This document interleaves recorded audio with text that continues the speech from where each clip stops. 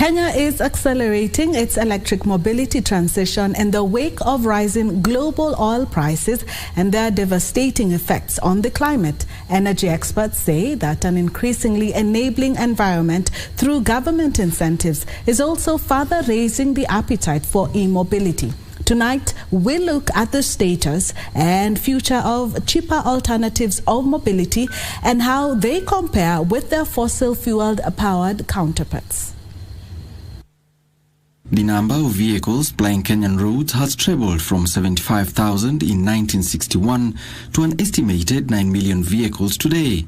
Further, the official maximum retail prices of petroleum products, which have been in force since the 15th of September 2023, super petrol, diesel and kerosene retails at 211, 200 and 202 shillings respectively. This means that increasingly it is becoming more and more expensive to drive your fossil-fueled car on Kenyan roads.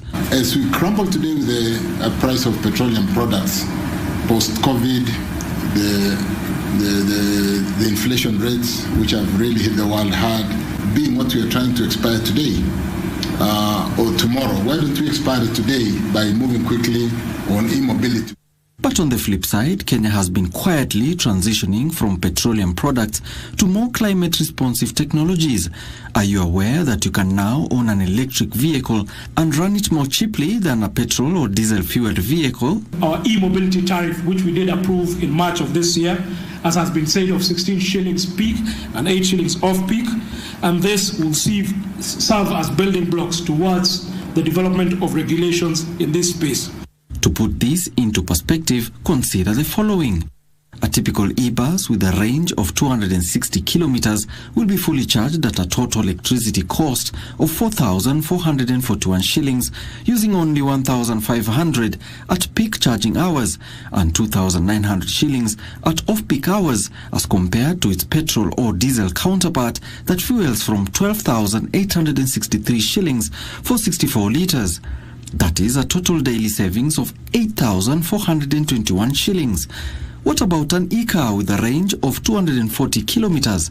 You can charge at a cost of 1,418 at a cost per day of 486 shillings at peak time and 932 shillings at off-peak time, as compared to its petrol counterpart that consumes 14 liters for 240 kilometers from 3,079 shillings.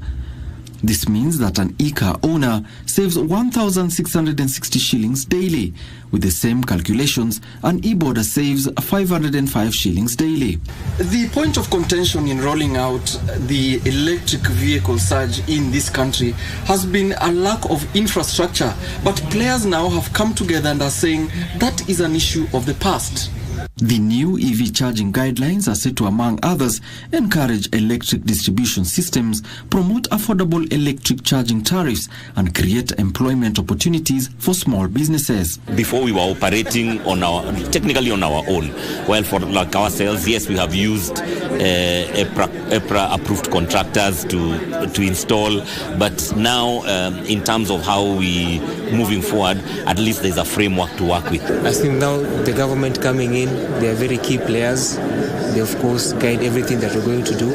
Having them on the table and discussing these things with them will at least also give confidence to the public. Now, this thing is becoming serious. But with excise duty reduced from 20 to 10% and taxes removed on EVs, it is clear that there is some reprieve on the horizon. However, Kenyans in the interim wait to see if the transition gains even more traction as global oil prices continue to antagonize sovereign kitties and eventually individual pockets. Alan Auko, Prime Edition.